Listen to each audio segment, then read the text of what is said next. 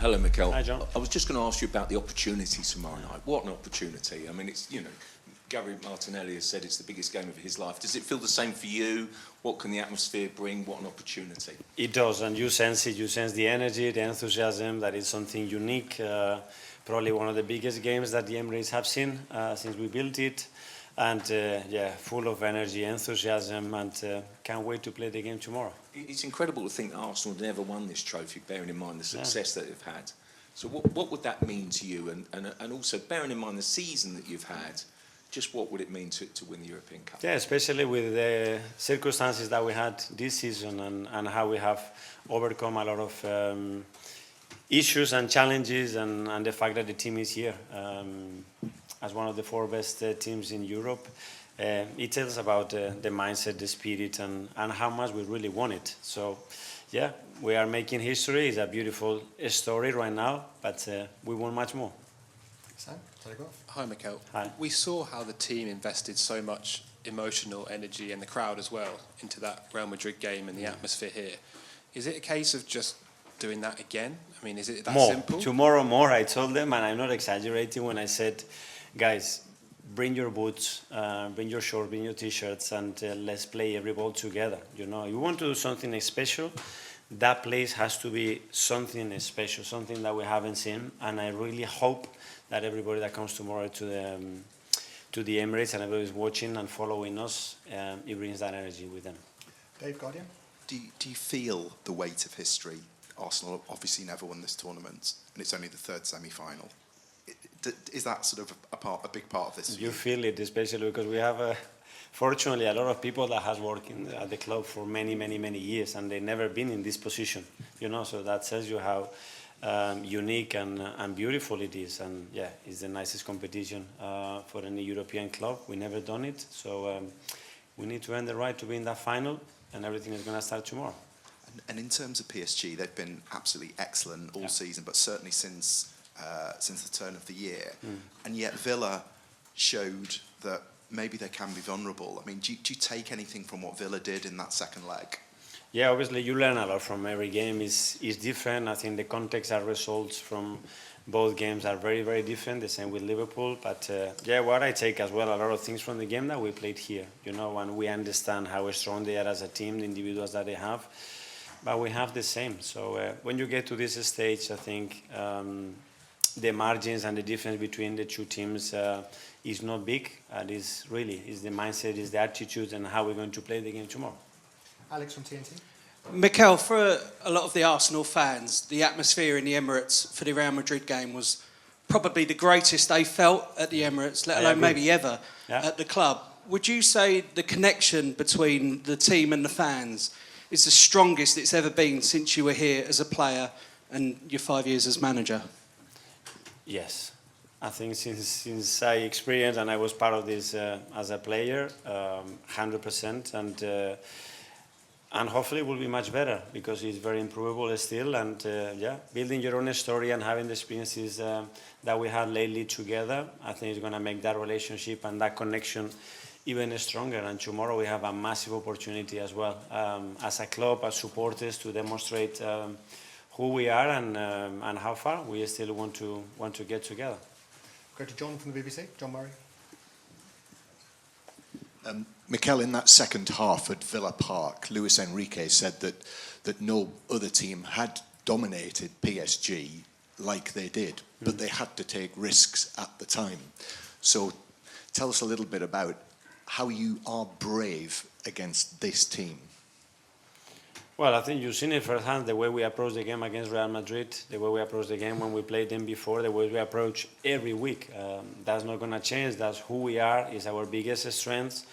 And the good thing as well about us is that we are able to adapt to very different contexts. And we have shown that again this season, because sometimes you don't want to, but the teams are able to take you to a different game and feeling comfortable playing that game and overcoming that game to put yourself in a position that you play more the game that you want is a big strength. And I think this season, again, we have demonstrated that we have the capacity to do that.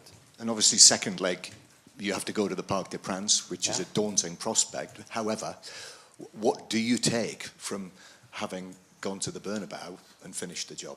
Well, I think going to the Bernabeu, I think is probably the biggest test that you can have as a European team because of the history, because of the very recent history and a lot of the things that happened there. And I think we managed that game really, really well. And I think that brings confidence and experience to a team that most of us, we never had before. Ian from TalkSport. Hi, Mikel. How are you? I'm good, thank you. Declan Rice, man of the match in both games against Real Madrid. Has £100 million ever been spent more wisely on a player than you spent on him? Hopefully when we win a lot of trophies together, we can justify that to ownership and everybody's happy. You know, we are extremely happy to have him. I think, again, he's made a few strides forwards to play with that presence, that determination, and actually to influence the game the way he did in both legs. Really impressive. And we knew that. I think the individuals have to step in these moments. It's a game for players and a game for big players to stand out and make the difference in the game. And the greatest modern-day manager before you, of course, to manage this club, Arsene Wenger, had one shot at winning this trophy against Barcelona in the final. What would it mean to you to have a shot at bringing home a trophy this club's never brought home before? Incredible opportunity. I mean, we are here to make people happy, to create history, and we are very close. And now we have to take the opportunity and make it happen. James from Sky Sports. Mikel, considering the journey that you've been on with this club, and there has been some really dark days at times, how much pride do you take in the fact you're going to lead Arsenal into a Champions League semi-final? And did you always believe that you could take Arsenal to this stage? I hoped and I dreamed and I put all my work, effort and the support of a lot of people around the club to achieve it. But those days were necessary. I mean, to a journey to have sense and to achieve what you want to do, you have to learn and you have to go through certain periods to enjoy certain others. And this is where we are right now. And now we have to make the next step. No Thomas Partey tomorrow. How much of a boost was it to have Mikel Merino back in training? And can you provide an update when it comes to Calafiori as well, and Ben White back in training today as well? Mikel and Ben, so obviously we know that we lost Thomas, unfortunately, very late in the game against Real Madrid, and Ben and Mikel, they were able to train. Let's see if they are able to start tomorrow, and Ricky is still not fit. Art Athletic. Hi, Mikel. I think before the Real Madrid game, you spoke about it being about more than belief, but a mindset. And I was just wondering, can you explain what that mindset looks like? Is it something that's had to kind of shift as time has kind of evolved? It's just to visualize it, to be convinced, to go on that piece thinking, we're going to beat them. We're going to be better than them tomorrow, and we're going to do everything that we understand is the right things to earn the right to win the game. And go there with that conviction and feel the conviction around it. I think it's key. If we are able to generate that energy, we're going to be much closer to winning the game. And that's what I feel, again, in the team, that we are really looking forward to play the games tomorrow, and we're going to give our very best to try to win the game. That feeling that you've described, is it something that you can kind of notice changing in real time, or is it only when you look back? I think probably you feel it because it's been so much work done before, and because the players are really resonating with what we are doing, and they feel, we can face these guys and we can be better than them. And that's the feeling we had against Madrid or the previous round or through the group stages, and that's how we feel today. I look at them in the eyes, and they can't wait to play tomorrow. That's the feeling. James, ESPN. Hi, Mikel. You talk about sensing that weight of history. How do you and the players channel that sort of most positively into the game tomorrow? Well, it's just an opportunity. I mean, we have to have the feeling that we have to hold them back tomorrow to go on that pitch and express themselves. It's a moment now to say, okay, this is who we are, this is who we are as a team, this is who I am as an individual, and I'm going to put my very best in there to make it happen and play with that mindset and leave yourself go. They know everything. Now is about, okay, where are the limits?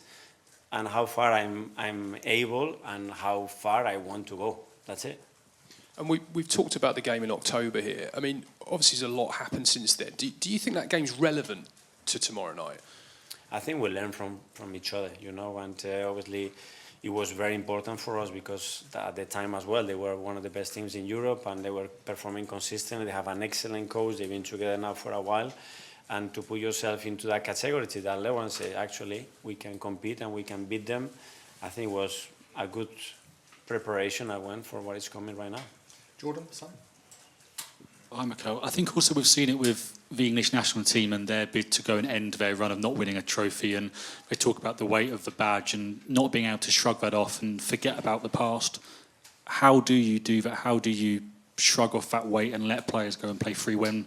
Live the now, the present is where we are. We are so fortunate. We put so much into it to be in the position that we are. We earn it with our work, with our enthusiasm, because we face a lot of challenges and we managed to compete at the highest level for 10 months. So we earn it now.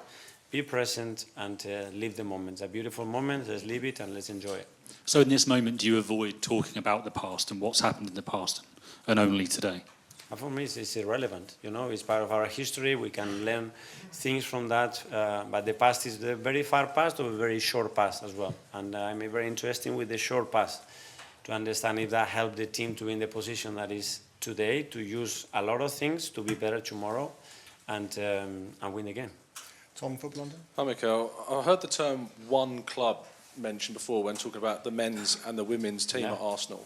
There's a chance that Arsenal could have two teams in a Champions League final this season across those two competitions. Did you take inspiration from yesterday's? Well, women's team has already earned that, and it's been an inspiration. It's been incredible what they've done to achieve it in the manner that they've done it. So again, for us, it's just they're showing the road, the pathway, how we can do it, and how inspiring it is for us, because we want to be there as well. James, CBS? Mikel, just leaping back to that game in October, what were the qualities you saw on the pitch that night that you're going to be telling your team to replicate tomorrow night? I love the presence straight away, how we went out there, our body language, the intensity, how aggressive we were. We play with real belief and determination, and when you are facing big opponents, immediately you need to put the game into that context. Hi, Mikel. You seem to be radiating an excitement ahead of tomorrow night's game, which is great to see. How do you protect against that turning into nerves, though, in terms of some of the playing staff? How do you stop that excitement turning into nerves with the occasion right on the horizon? Preparation. I think prepare as well as you possibly can. Make sure that your energy is balanced. Make sure that your understanding of what you have to do is already done. It's time to express yourself out there and enjoy being a footballer and playing in one of the best stages that you can play in world football. Isan Daily Mail? Hi, Mikel. With Real Madrid, they obviously caught a lot of attention because of the star players in their team, the fact that they've won the Champions League 15 times. In some ways with PSG, does there need to be a bit of...